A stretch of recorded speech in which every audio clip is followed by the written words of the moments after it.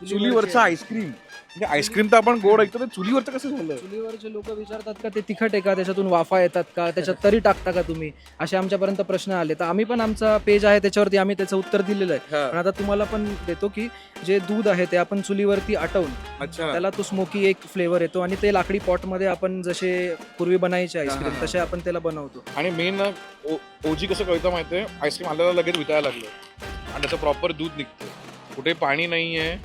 Bite घेऊया.